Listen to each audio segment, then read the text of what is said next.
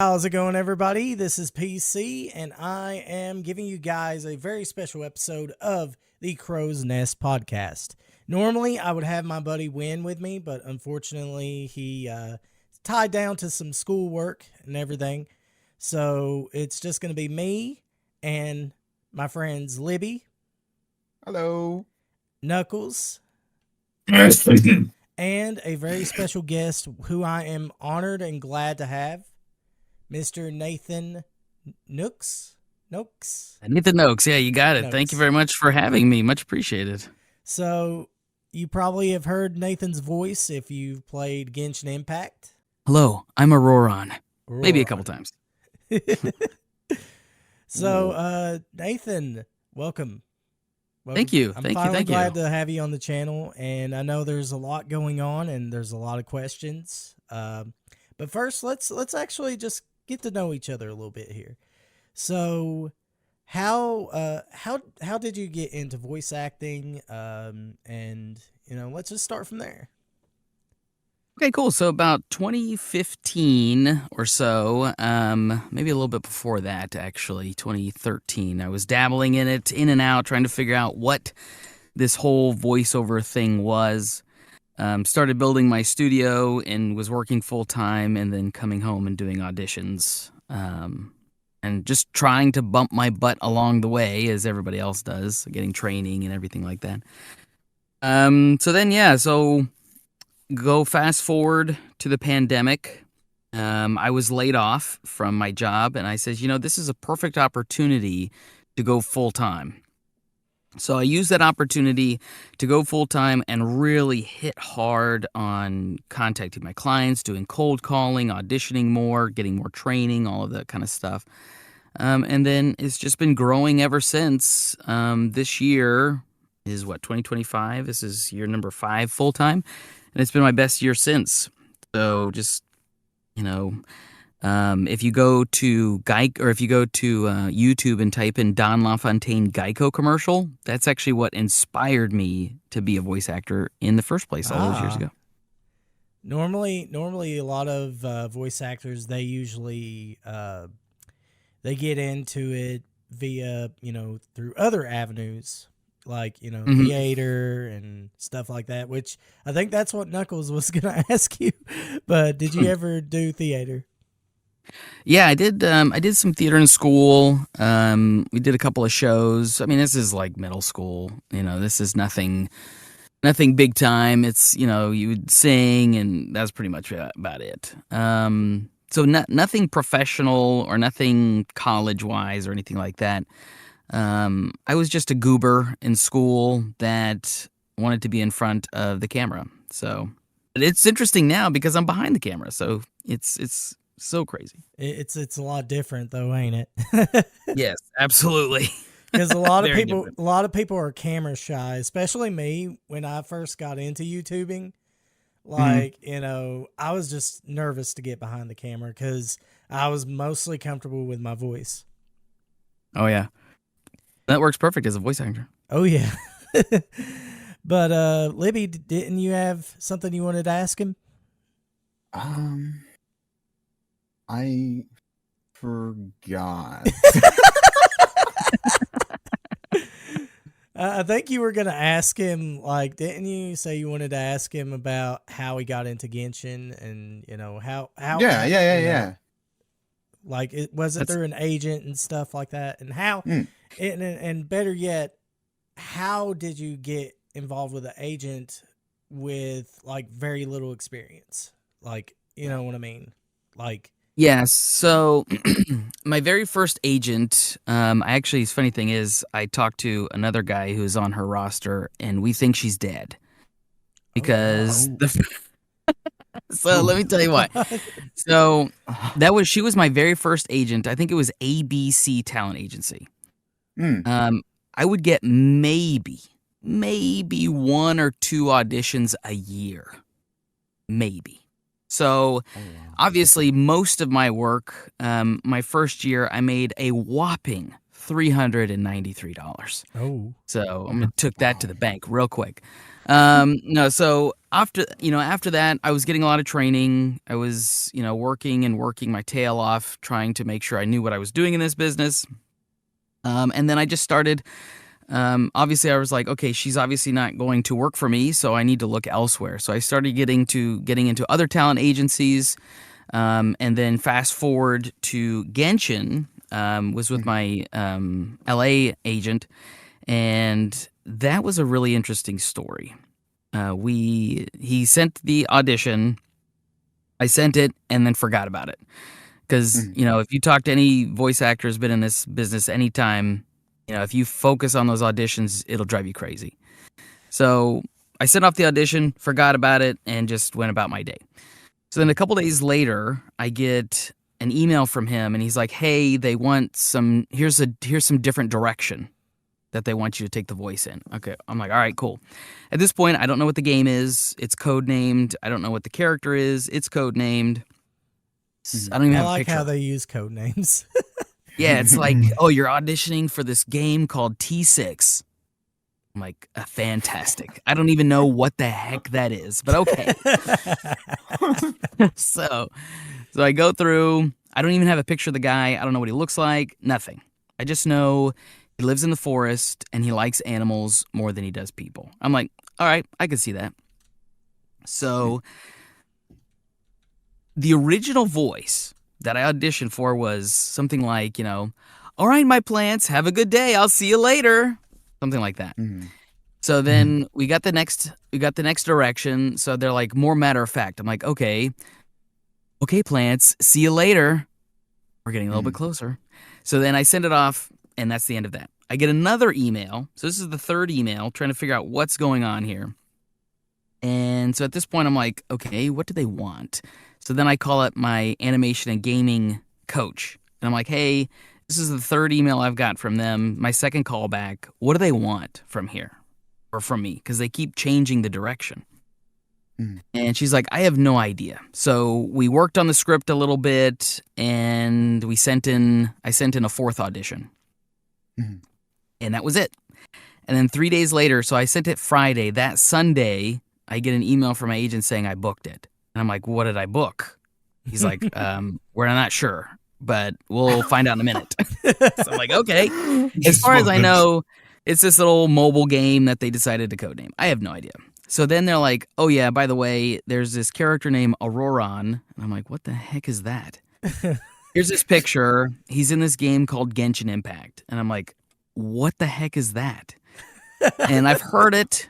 And I'm like, see, my games is I've always played Star Wars, anything Star Wars. Oh my gosh, Zelda, you big those kind of Star Wars? stuff. I love Zelda.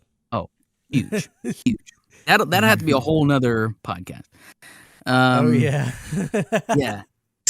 So I looked up Genshin. I'm like, what is this game about? Little did I know, over 50 million people play this game. I'm like, holy cow, that's AAA status. I said, let me just double check. yeah. Found out it was AAA. I was like, holy cow. It was my very first AAA game. So we go into the studio, which is my home studio, connecting through Source Connect to LA. And they're like, hey, so this is the audition that we booked you on. And it's like hey guys, thanks for, I'll see you later. Bye, plants. And they're like, this is what he looks like. We need to make him more mysterious. I'm like, oh, you want like a chest voice? They're like, yes, see what that comes out to be. And that was the, she can hide in the smoke, but not the fog, or whatever the line was. And they're like, yeah, let's go with that. And I didn't know what the voice of Ororon was going to be until the day we recorded. So you had no idea about Genshin Impact at all? I remember the name vaguely, but if you asked me what it was, I would have told you it's a game, but I don't know anything else other than that. But they said it's the mobile version, right? Or is it like... They never said if it was mobile or anything. They just said it was Genshin Impact. So I did my own research. I Googled it and found out very quickly what I did not know. That's kind of a similar story of Ned, Luke, and Sean Fantino, the guys that voiced in GTA 5. They didn't know that it was going to be GTA 5 until they sort of they were like, "Wow, this is the new GTA game." Yeah, they keep it super super hush hush. Yeah, but you've never had any like other offers like from other companies besides from Genshin? Yeah, no, I've been reaching out to Sound Cadence for at least a year or two. And a lot of times what I found is when these studios don't respond is they usually have somebody that sounds like me.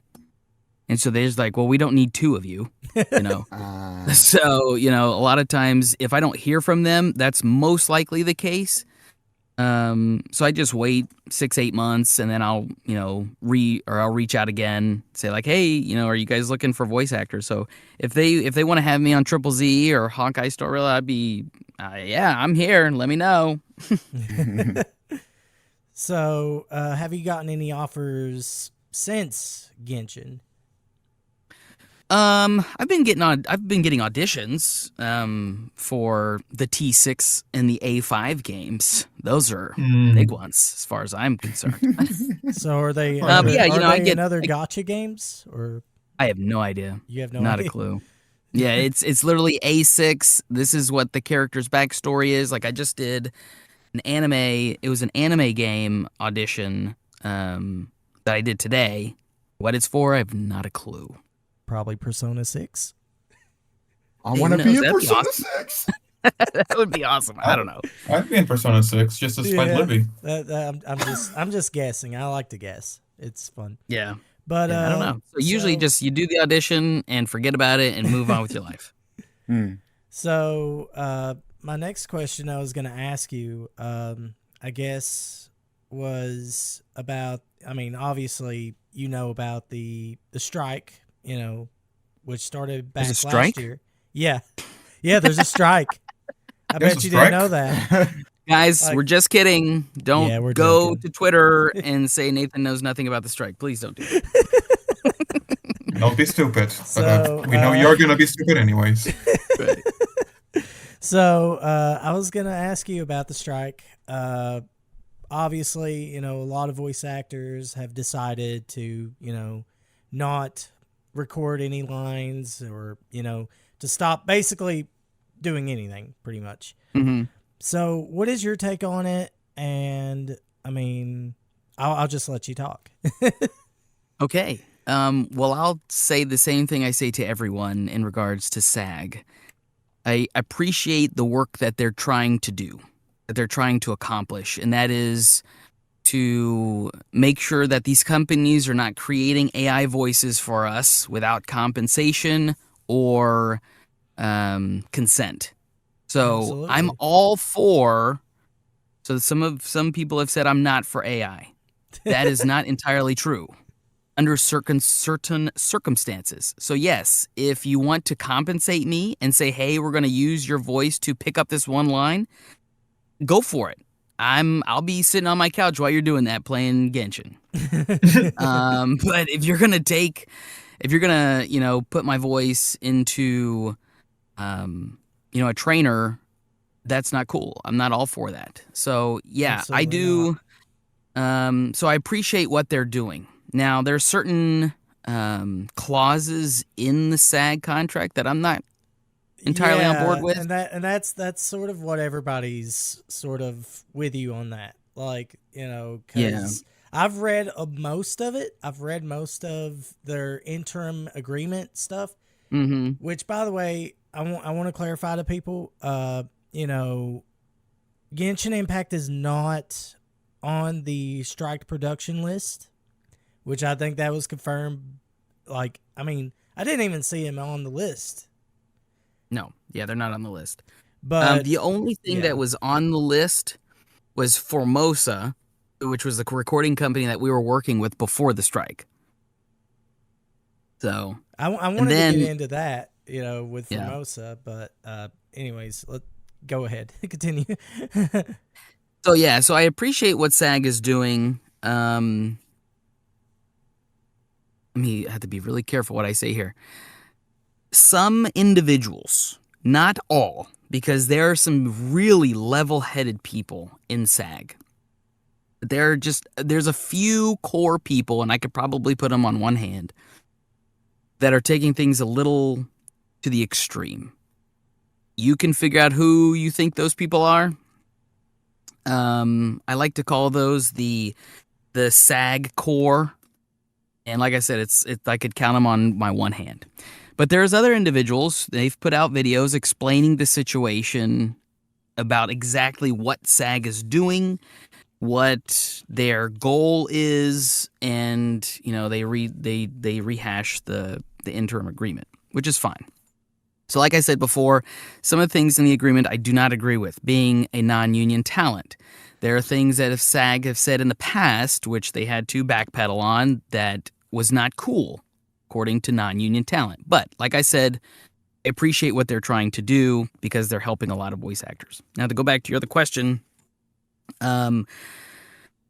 so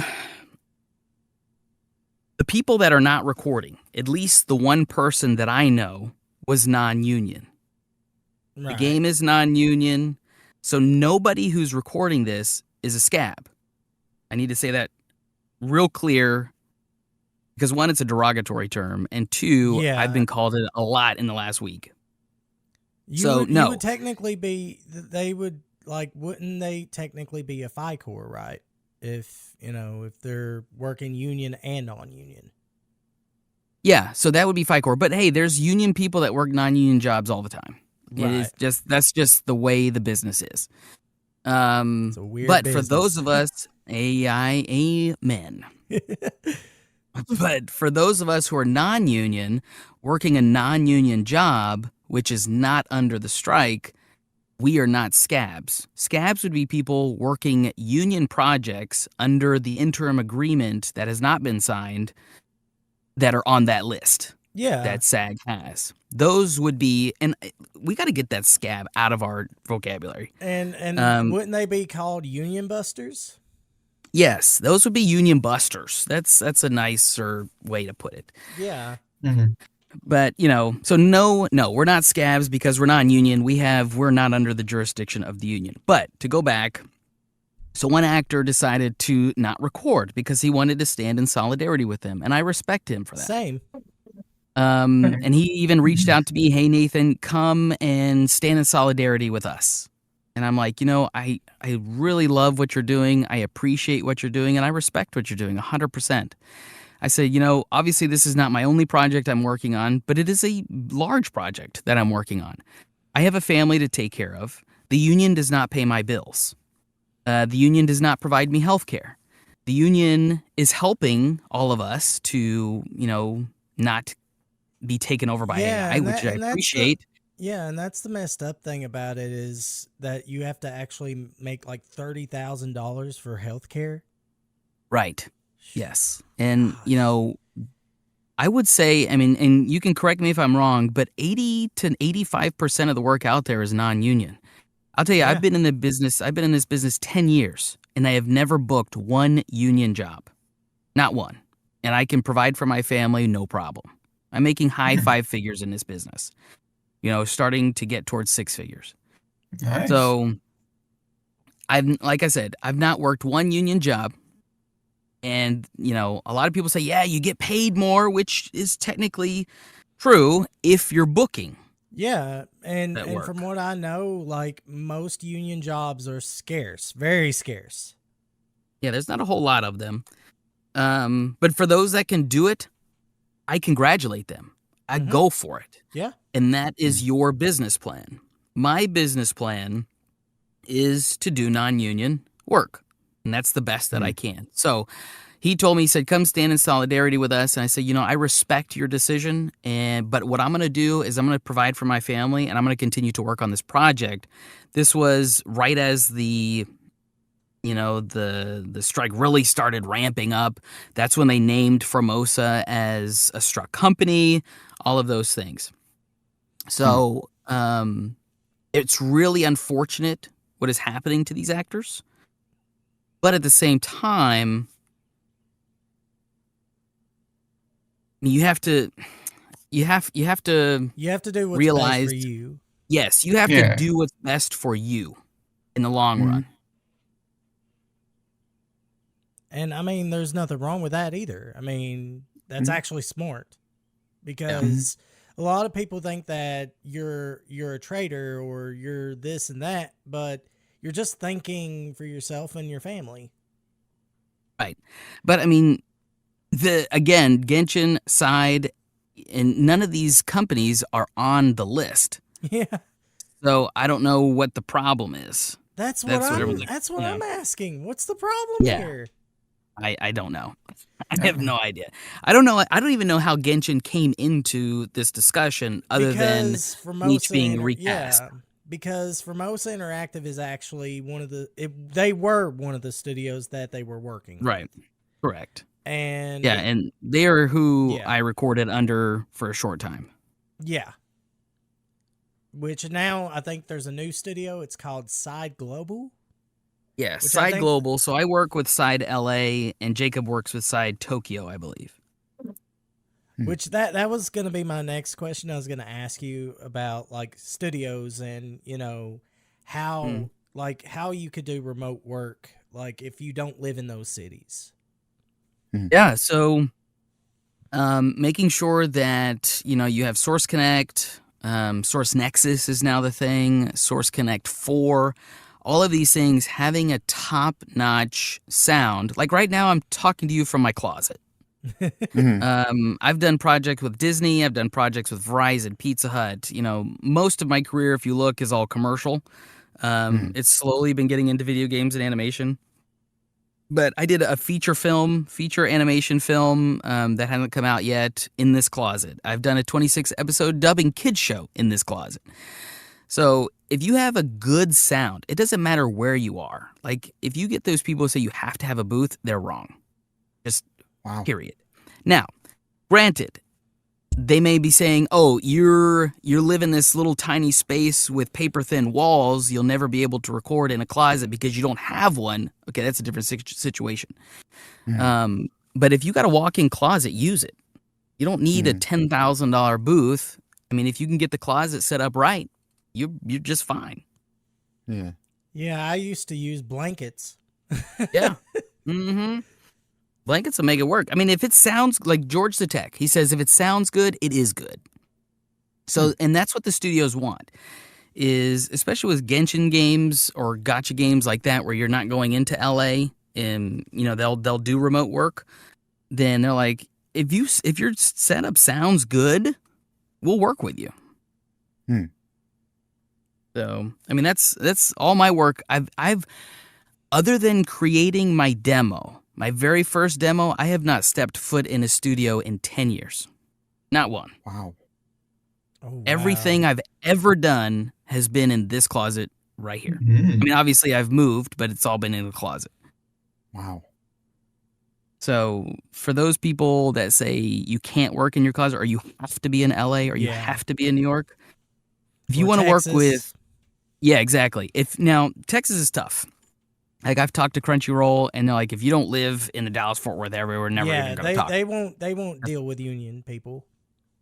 But so that goes. So they said even non-union people, if you don't live in Dallas or you can't get to Dallas, they don't want to touch you. Yep. So that goes to an audition that I got just today. It's for an anime. And this company is located in Dallas, but is working with Dallas and remote talent. So that's cool. Other companies will go out. Crunchyroll in Dallas is not the only place that makes anime. Yes, they do make the big ones. They make One Piece, all the big ones. I mean, you have Sentai, you have Sentai. You have friggin' Discotech. You have there's so many other Bang Zoom. Viz Media. Oh yeah. There's so many companies out there now. Yeah, so you just got to look. I mean, yes, if you're not in the big hubs, if you don't live in the big hubs, it is going to be more difficult to book those jobs, but they can be booked. Like I was talking to my agent, because I live in Houston, and so it's about a 4-hour drive from Dallas. And so I talked to my Austin agent, and I was like, hey, I really want to get on with Crunchyroll. It's right down the road, really. And he goes, dude, think about this.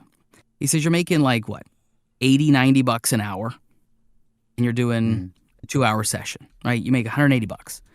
You have to drive 4 hours one way, do the recording, and drive 4 hours back. That's 8 hours of driving. Yeah. To do 2 hours of recording. But let's say you're a series regular. That means you're going up there every week. He said, is it worth it? And I was like, ugh. And people are like, yeah, you can do the cons and stuff. Yes, the cons are very lucrative if the show is big enough. Yep. Like I can tell you 2 shows that I've been that I can guarantee you nobody's ever heard of. So if you listen to Happy Heroes the Stones, that was the feature film I was in, and Lola on Board. That was the 26 episode kids show. I can guarantee if you ask anybody in the United States, they'll be like, I had never heard of that. Right? I never heard of that. Yeah, and that we recorded that out of my studio here in Houston with a producer in New York, and we dubbed the whole thing. So, you know, you can do stuff, and it's like, okay, if you go to Crunchyroll and it's not going to be a big thing, then you're just wasting your time because, you know, the cons are not going to be in your future. Yep. And that's usually the thing, you know, because with voice acting, you know, there comes another side of revenue, which is, you know, conventions. Right. Have you been invited to one recently? Yes. I will be in Fort Myers in May for the Charlie's Anime Con. And I just got some prints commissioned for that, so those will be out pretty soon, which is pretty exciting. I bet so you I had you're somebody that was tough. Yeah, I've seen the process. I've seen the sketches that we approved, and I'm like, man, these are going to be sick. But in the chibi print, there is a little nod to a side quest with Ororon, so the super fans will be able to see what it is when it's released. Oh yeah, I mean that's one of the best things about the convention side of things, you know, because I mean I've been to so many conventions and I've helped conventions. Nice. You know, worked with talent, worked with guests, and you know everything like that. And I have you been to a convention as not as a guest, but to a convention at all? Actually, no. I've been trying to get to one. I just haven't been able to. My brother, he would go to those all the time. I mean, especially Kamapalooza. He did San Diego. He did a bunch of them. San Diego's a big one. Yeah, San Diego is huge. They're gonna be like, you do Ororon and who else? Oh, we've never heard of them. Come back when you have somebody. When you have somebody. Yeah, right. Whereas with the convention that I help run, MetrothemCon, it's like, oh, cool, he's in a video game. That's good enough. Yeah, exactly. Yeah, you got that's why I say you got to start somewhere. You know, not everybody starts off as Matthew Mercer. So yeah. But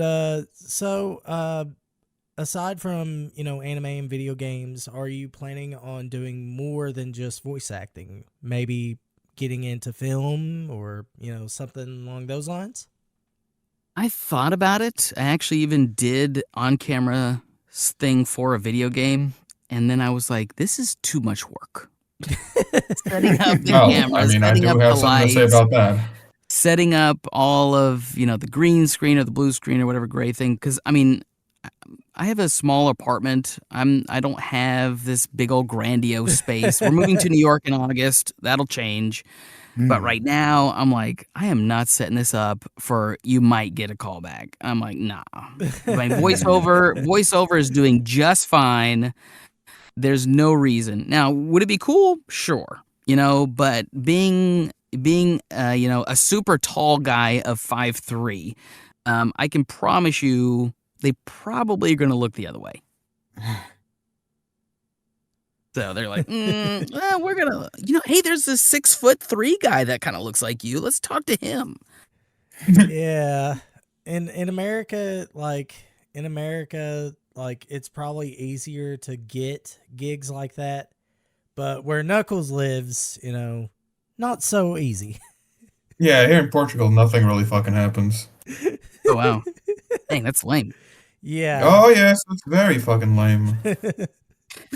and he decided to major in acting. Theater. Yes, Oh! I am a master's degree in theater. Officially now. That's the great thing about voiceover, though, is worldwide. So you could be Mr. Worldwide, record from your place, and do stuff in L.A. Yeah, I am doing that. Yep. Oh, see, there you go. See, I just need to buy like an actual mic and like actual material, and then I'll probably apply for a site or some stuff. Hey, there you go. Make it happen. I remember Chuck Huber when we talked about this. He was like, you don't have to have all this fancy equipment. You can have have your cell phone. Well, sort of. I mean, he said to do auditions. Yeah, okay. Like, I've gotten plenty of advice over the years. Probably not good advice, but so okay. Let me clarify. I have done auditions on my phone, but I sent an email to my agent and be like, hey, I'm not in the booth right now. I know you need this audition right now. I'm going to record it from my phone. And then when I get back to the studio, if I still have time, I'll record the studio version. So you phoned it in. So the phone is like a desperation tool. Like, okay, I have nothing better at the moment. Yes. Like, hey, I need this audition in the next 5 minutes. Can you get it to me? Yes, but it'll be on my phone. Oh, yeah, my phone. You got a problem? Yeah, exactly. Hey, I mean, it's happened before. Like, there was a guy who did promos, for a big studio or a big network, and they're like, "Hey, we need this right now." And he's like, "I'm at dinner with my family." They're like, "Well, it has to be now." And he goes, "Well, I'm giving it to you on my phone." And they're like, "Okay, we'll take it." So I'm like, "Hey, it's not impossible." Imagine going to like a fucking public bathroom. Have you actually worked with like sound engineers and stuff like that? Yeah, absolutely. And couldn't they like just tweak it to make it not sound like it's from a phone? It's very, very difficult. I actually spoke to one. They used a voiceover because he was looking for a female talent. So I'm like, hey, here's 4, ladies that are really good that I know personally. You can use them. They ended up using like the production assistant, and they did it on her phone. I said, oh, how was that? He goes, I had to EQ the mess out of this thing. It took me like 2 hours. Yeah, so they can. Wow. It's just very, very difficult. They can, but they'd rather not. Right. If you don't have to, let's not. Mm-hmm. A lot of EQ, a lot of all kind of stuff. A lot of compression, a lot of normalizing, a lot of, headache. Yes. And I can tell you this as someone that has worked with audio for videos. Sometimes it doesn't work out the way that you want it to. Exactly. I know the feeling. What is this? It's like the other day when we were talking, I told you about my mic. Like I said, I've been using it wrong this whole entire time. Yeah. Hey, that's happened to the best of us. I've had this mic for over 3 years now. So. Oh man, yeah, it's happened to the best of us. So, my next question I was going to ask you. So, a lot of people think that, all there is out there is just fan work. Like because people have gone on to a casting call and there's like nothing on there. You said that you use like a system. What was it that you mentioned before, Libby? What? The system that they use to do auditions with studios. I mean, casting call is usually one. I talked about Source Connect. Source Connect. Yes, that's it. Source Connect. So yeah, Source Connect is just to connect you to the studio while you're doing the recording. Okay. Mm-hmm. So would they have to buy a Source Connect or? So this is what I tell my students: do not buy Source Connect until you have to. Tell them you have it, because it's like $150 to set up, And then after that, it's $35 a month. So there's no point in you spending that and just paying $35 a month when nothing's coming in. Yeah. So you tell them, yes, I have Source Connect. And then when you book something, obviously they'll, usually in about a week in advance or so. That gives you plenty of time. And I tell them, I says, if you need help, give me a call. Because setting it up is super easy. You just do. What version of Source Connect do you have? I have 3, but I also have 4. 4 just came out, so a lot of my clients don't have it yet. But when they do, it'll be ready to go. But Do you have the lifetime version since you do this full time? Yeah, I just do the monthly version. Oh, really? Yeah, just do $35 a month, and then just expense it. Oh, yeah, fair enough. But I was going to ask you, though, so what would you tell people that think that all there is out there is just fan stuff and, because that's what, a lot of people are frustrated with about casting call because there's rarely any types of work that actually pay you. Yeah, get off casting call. Yeah. That's my number one thing. Get off casting call and go and start marketing to the production companies. And so, for example, one of my, and it goes the same with Fiverr.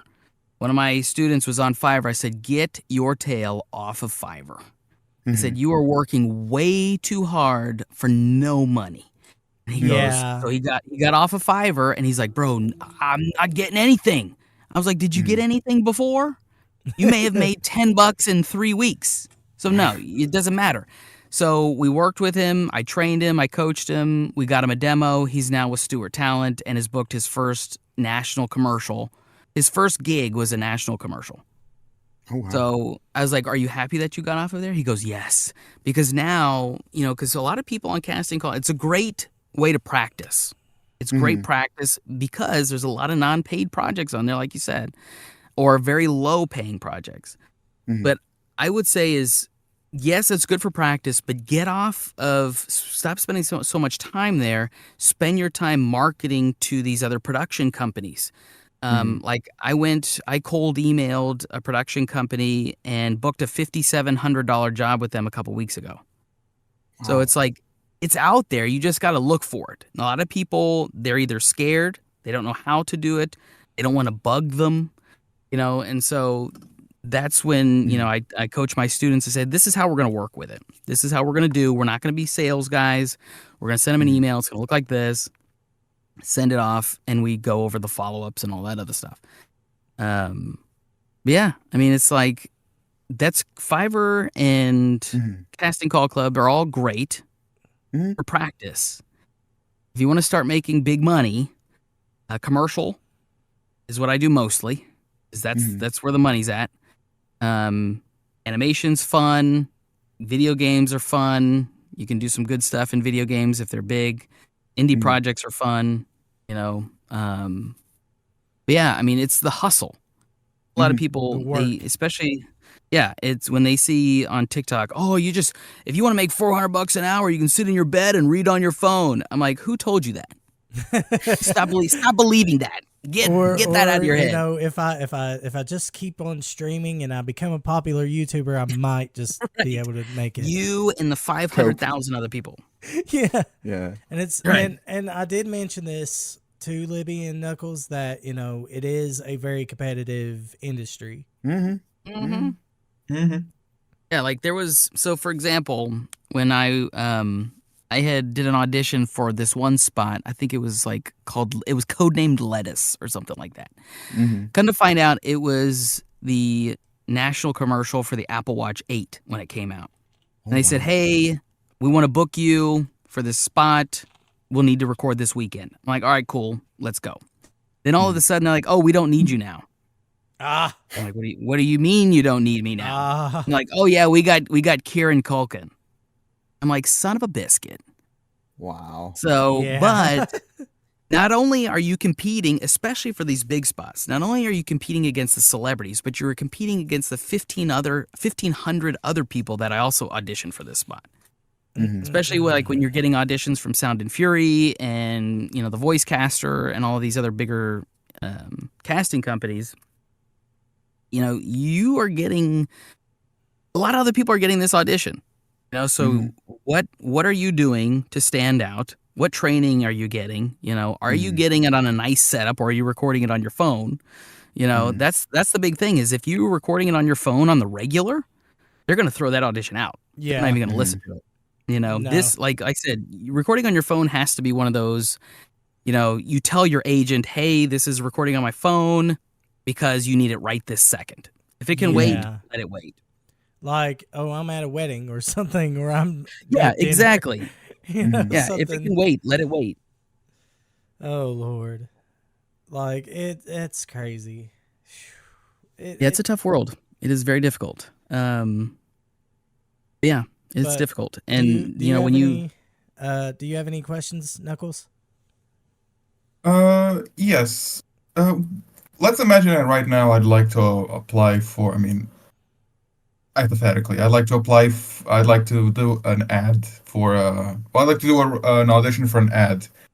You mentioned companies. What companies would I hypothetically have to contact? Like, I'm not imagining I'd contact Disney directly or contact, yeah. So, like, who would I have to contact? So that's where you're going to Google sound production studios or audio production companies. And you can start looking in your area and then zoom out. You know, so like for here in the United States, you know, there's a lot of production companies here in Texas that do a lot of work in Austin, because Austin is a really big, you know, hub for film.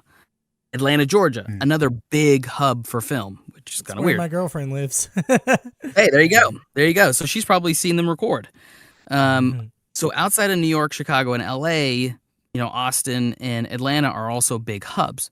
So start looking there, and then just branch out and, you know, figure out, go to their website. Do they even do voiceover? Because I've submitted emails to a producer who edits pictures. Obviously, they're not going to use voiceover. I'm like, oh, so sorry, I didn't do my research. You know, also be careful. Don't do what I did. There's also a job title of producer in the insurance agency. They produce the insurance. I don't know what they call it. Not the claim, but your paperwork, basically. So they have they just produce the paperwork. That's all they do. So I'm like, oh, they're okay. called producer. Yeah, so make sure when you search for people, take insurance, the industry insurance, out of search. Yeah. But yeah, search for video production companies, audio production companies, even some audio engineers will have their own small little roster of talent. So you can always ask them. But yeah, those are the ones. Start working on those. I mean, there's no exhaustive list. I mean, there's so many that are coming and going. You know, there's tons of them. That makes sense. All right, Libby, do you have any questions for Nathan? Yeah. So we were just talking about how, you know, auditioning on phones and stuff like that. But what if you just don't know if your microphone would be up to snuff for, you know, professional quality kind of sound? Then ask. So That's a great question. That is a fantastic question. So there's a lot of audio engineers, and sometimes you can even just email an audio engineer. You may not even know them directly, but there's a studio close by, and they're like, hey, I'm a new voice at talent. I'm wondering if you can just help me out for 5 minutes. Can you listen to this audio clip? What do you think of it? Yeah. And just go from there. They may not email you back, but they may. And if they do email you back, then boom, there you go. Now you know. Yeah. Also, Jordan Reynolds, you may have heard of him. He's the audio ninja. He has a service where, you know, he'll listen to your audition and he'll rate it. And he'll say, okay, this needs update or this needs fixing or whatever. And then once you get all that information, you can go to him and he'll set up your whole, you know, chain, basically. And so he'll go in and say, okay, let's make this preset for you. And it's very, very, very light. But he still helps you out, and he does an amazing job because he's an audio engineer too and a voice talent. So he knows exactly what audio engineers are looking for. Mhm. So, Jordan Reynolds, or you can also do Audio Ninja into Google, and he has a service that can help you. So ask him. George the Tech also has a service that can help you to make sure that your stuff sounds good. But you are the first person in that battle per se. Go back, record, wait a few days, and then go back and listen and say, would this be, in my own opinion, would this be good enough for a video game? Would this be good enough for, and it can't be like, well, no, it has to be amazing. If it's, well, then you may want to call those guys. Yeah. So make sure if you think it's good, okay, let's move on to Jordan or George the Tech. If it's not good for you, then okay, let's figure out what we need to do. And if you email them, they'd be more than happy to help you. Okay. All right. You know your things. Hey, when you're in this business 10 years, you learn a thing or two. Yeah. Yeah, because mostly all I knew was I just did silly voices and made dick jokes. That's all I did. That's it. Oh, that's too good. That's what got me in. Hey, and that's most. That's most. So Oh yeah. it's all good. But have you ever had like contract stuff? What do you mean? Like, like for like when you do a production, like you're always going of like rates and everything, right? Yeah. But does that also come with AI protection? Yeah. I mean, anytime I do a contract, I have that Nava writer with it, and 99.99999%. Actually, no, I take that back. 100% of the companies that I work with have signed it and are all good with that. And it's funny because they're like, Nathan, we're a recording company. If we do not record, we do not make money. AI does not have to record. I'm like, that's a good point. That's a really good point, actually. Yeah. So, for these recording companies that I work with, for them to use AI, it would put them out of business. Yeah. So they're like, no, of course not. We're going to do it. I mean, of course they sign it and they're like, yeah, we would never do this. But mostly that AI contract and NaviWriter was for those two companies that I work with that created a clone voice of me. And the funny thing was, one company, they called me and they said, hey, Nathan, this client wants to use your voice. This is going to be the rate, which was way more than what I was going to charge them. I was like, oh, okay, that sounds good to me. And eventually they decided not to go with the AI, but decided to go human. Go with you. So, yeah, so it says a lot. Like, because there are companies that do use AI. Yeah, but they're willing to pay because they want the human side of it. Yeah. It's AI emotion. is not perfect. It isn't. And a lot of people think that, it's just going to take over, it's going to take over the industry. Not really. AI is people actually are losing money. Yeah. Yeah, absolutely. Because, I mean, in the long run, because I was talking to an audio engineer, and he said there was a guy who came back to me, says, hey, can you fix this AI voice? And he's like, what do you want me to do with it? He goes, make it sound happier. I'm like, I can't do that. AI voice is an AI voice. You can't make it sound happier. And so they basically scrapped it. They spent like 2 weeks downloading the software, paying for it, training the audio, blah, blah, blah, blah, blah. And they ended up going back to the person anyways. So it's like, it's such a waste of time and money. I mean, if it's like a $5 project and you're going to put it on your social media for 5 days, okay, that's one thing. Now, get consent first before you record. And if the actor is cool with it, go for it. But if not, just use a person. Yeah. It's going to save you money in the long run and save you time and headache in the long run. Oh, yeah. I mean, because nothing beats a person. I mean, yeah. I mean, you have to have a person to run the AI, first of all. Exactly. Right. But I don't see it as taking over anything. No. Really. Not anytime soon, at least. No. I mean, because it's gotten amazing. I mean, AI voices are incredible. they live in that uncanny valley. Like if you listen to Spotify for DJX, that's obviously an AI voice. But when you listen to it long enough, your brain is exhausted. Because you're like, oh my gosh, why? Like your brain is trying to figure out why this doesn't sound human, and it's tiring. Right. Mm-hmm. So But I'm like, what is use your thoughts about preserving voices? Like preserving, you talking about people that pass James away. Earl Jones? Yeah. Yeah, I mean that's to me that's the cool thing about AI, because especially talk about James Earl Jones. They got consent from his estate. They're paying his estate, and now James Earl Jones can now be Darth Vader from now until the rest of eternity.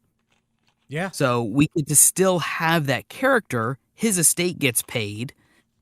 It's used under consent, and it works great. You know, I mean, obviously it doesn't sound exactly like him, but we don't have to get a recast where we know it's not him. So, you know, some people, they're just going to bash that and say this is the worst thing ever. But, you know, people are getting, like I said, people are getting compensated. Who are you people harming, are being though? notified. Like, who are you Right. harming by doing that? Yeah. I don't know, Nobody. potential replacement? I don't know. But I mean, I wanted to voice Darth Vader. But you cannot replace Darth Vader. Nobody can be Darth Vader. Nobody. No one's Darth Vader. No, and people and the casting directors aren't even going to attempt that. That's why they did his AI voice. So, like I said, we're all doing what SAG is trying to do: fair compensation and consent. That'd be like trying to replace Batman.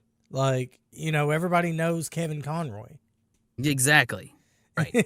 I mean, you know, the other guys they're cool. You know, the George Clooney's and the Val Kilmer. But they're if you cool, grew up in the nobody. 90s, if you grew up in the Exactly. 90s, you know Yes. who voiced Batman and the Joker. You know? Nobody can replace Kevin Conroy And Mark Hamill. or anybody else. Yeah, and Mark Hamill. Nobody can replace anybody else. Exactly. Oh boy. I do have a few more questions, and then, you know, I'll let you do your thing.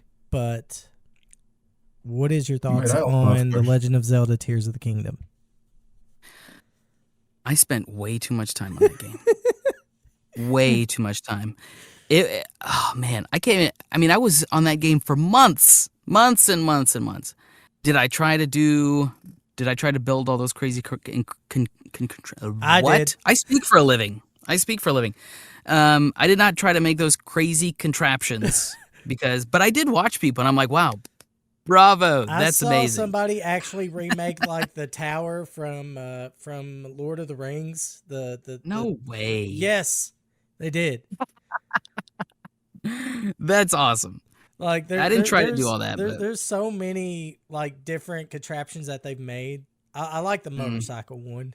Yeah, that's cool. The one that floats on water. Yep. I think I made that one. But I spent way too much time on that game. And it was funny because like I looked and I was like 6 or 8 months into the game, still playing. I mean, I'm obviously not playing it every day. But I'm like, okay, there's still like 40 side quests to do. I'm just going to go ahead and beat the final boss and let's call it a day. Because Star Wars was coming out at that point. But hopefully next time though, if we ever have you on, we could talk about Star Wars and stuff like that. That'd be awesome. Oh, heck yes. Because I just actually got into Star Wars. Because I used to be a Star Trek guy. Oh, so you came to the correct side. No. He's right. No, I didn't come to no correct side. There is no correct side. You can be both. You can like both of them. The correct side is the side that likes those Italian movies. Oh my god. But I guess the last question I want to ask you this, and I ask every single voice actor this question. Mm-hmm. What character from a video game or anime or a movie or, you know, anything animation wise would you like to voice? Cal Kestis. Ooh. From Star Wars, from Jedi Survivor, any of those the Jedi games, Cal Kestis I mean, granted, that's all mocap, so being in What Houston, about I couldn't do Calcatarn? that. Yeah. I mean that too, but really anything Star Wars would be I awesome. thought you were going to say Zelda. Because Um, now Zelda has voice acting. I was like, Zelda never really talked. Yeah. Yeah, they didn't So- have voice acting in any of the Well, other no. games. They did. Oh, God. They had voice acting in the I don't CDI count that. Zeldas. I don't count that game. No. Well, no. you should, because that is a No. perfect game. No. I refuse. Great. I'll grab Get my outta here. stuff. Fuck you. I'm like, right. get out of here. Fuck you. I'm right. I will fuck. No. I hate that game. You may hate the game, but you cannot escape the truth. So, what about an anime? As much as I could not stand listening to him, Aaron from AOT. Attack on Titan. Yes. I Aaron. like Aaron. Simply, I think because, when I first started watching it, my brother got me onto it, and I'm like, this is so stupid. I'm never going to watch this. He said, just watch the first episode. 12 hours later, I was still watching it. So yeah, he was getting on my nerves though, because everything was like this, screaming all the time. Like But Dragon Ball.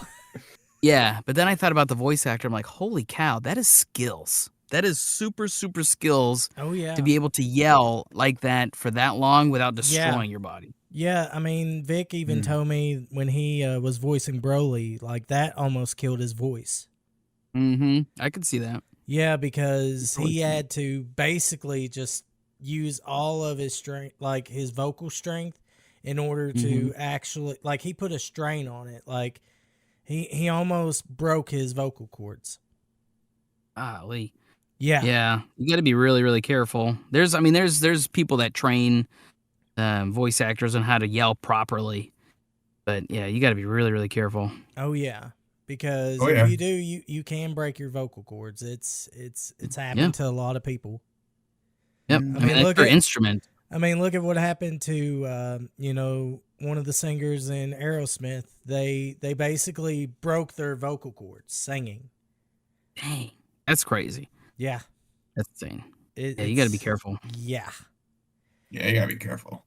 But Because if not, there goes your career down the drain. Oh yeah.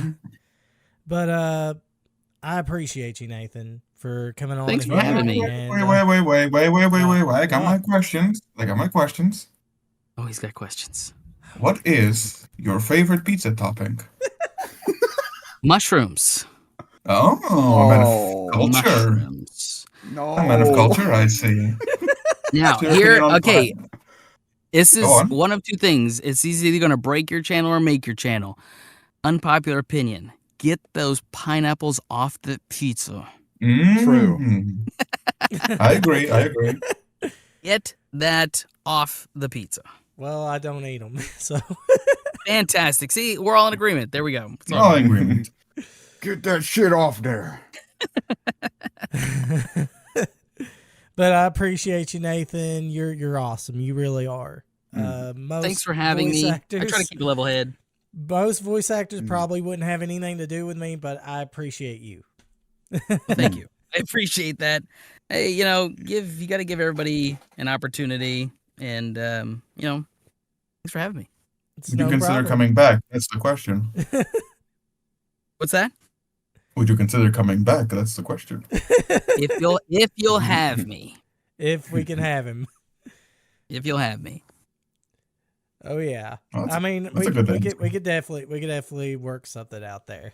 But I appreciate it, Nathan. Go ahead, plug yourself. What's that? Plug yourself. Plug yourself. Plug Plug your myself? content. Let the people plug yourself. know. Let the people know. Oh, yeah. Okay. I was like, what? That's what I always yeah. say. Plug yourself. To the wall, you mean? Tell the Like, people. do that? Talk to the people. I did that one time. It hurt. Used a Jesus. knife to put it into the wall. No. Yeah. So if you want to find me on socials, NathanNokes.vo. I'm on Blue Sky. Or Instagram is NathanNokes.vo. Don't say anything stupid or I will block you. Can we find you on Genshin? We will find You you know, on Genshin. This is the craziest thing. So I'm only allowed 100 friend slots. I have 102. I don't know how that was Oh. possible. Damn. And it will not That's allow me because- to add anyone else. Maybe So it's because those of you're you, if special. you've tried to friend me, I'm so sorry. I cannot. That's fine. I don't play Genshin. There you go. Good. Get off of there. Nobody wants it. Oh, you mean? That's a way to advertise the game. Yeah. Play That's a Genshin way to Impact. advertise. Play Genshin Yeah, Impact. You play Genshin Impact, you Support- son bitch. Support the voice. Support the voice actors. Whatever way you can. Play Genshin Impact. That'd be the best Thank way. you. Yeah. And I'll start streaming. So if you guys want to watch me goof around, like, because I don't know what the heck I'm doing. There was people yesterday, they were helping me, and I was like trying to beat this dragon, and they're like, dude, you're just tickling it. I was like, thanks, guys. Much appreciated. And then somebody came in and defeated it in like 3 seconds. Speaking of dragons, what's your opinion on Skyrim? Oh my god. I've never played it, so I don't have That's an a- opinion. That's a good answer. So you can follow him on Twitter, Twitch, everywhere, right? Yeah, everywhere. Instagram. I mean, you can do my Facebook, but there's nothing there. So mostly Instagram, Twitter, Twitch, Discord. Give me a message. And also Mostly you have something voice stupid. acting classes too. Yes, I do coach voiceover. If you go to nathannokes.vo or nathannokesvo.com, there's a coaching tab, and I coach the business side as well as the voice acting side. Most of it is How much- commercial voiceover. How much are they? So if you go for the commercial side, it's going to be $100 an hour, which is fairly low considering most coaches are anywhere between 150 to 200. That's fair. My animation coach is 300 an hour. Oh. So that kind of give you an idea where it's at. So what you can do is the more you buy, the cheaper you get. So if you do 5 1-hour sessions, you're saving $75. Same with the business side. If you do 5 1-hour sessions, you're saving $75. So you get other stuff. So a lot of cool stuff. When I'm not broke, I'm definitely going there. Let's chat, bro. Let's chat. I'd be down if I had money. Oh, yeah. So I guess this is it. I guess everybody else can just go ahead, plug their stuff, and we'll end it here. Alrighty. You can go first, Libby. All right. I'm Libby again. I'm also known as Liberation for You. I am a music artist and trying to be a voice actor. I'm on like Spotify and stuff. Liberation for You. You can check out my VTuber stuff, which is Libby Libera. And yeah, go ahead, Knuckles. You can find me on Twitter at NuxTheChucks. You may find me on Twitch. What the fuck was my username on Twitch? At Knuckles the Chuckles all together, not separated. You may also play my video game, Night of the Abattoir Man, free on Steam. Gotta plug the game. Gotta play the game. Gotta I play voice the acted game. it. My I first also voice acting role. Wow. That's pretty awesome. Yeah. Yeah. After 8 years of trying. Love it. Oh boy. And this is PC Pirate Canvas. Hopefully I'll do more of this Crow's Nest podcast. It's just been hard because, Wynn's not been around. Usually he's my co-host. But I appreciate you guys for coming on here and, making a good show. But you can, of course, subscribe to me. I now have 3,000 subscribers on YouTube. Nice. And Let's go. Very nice. I'm hoping to do maybe a 3,000 subscribers special or a stream. I don't know what I'm gonna do yet. I'll be right back, you guys. Thank you guys so much for Nice. subscribing and being part of this community. This has been PC signing out, and I'll see you all in the next video. Peace. Yes. Peace.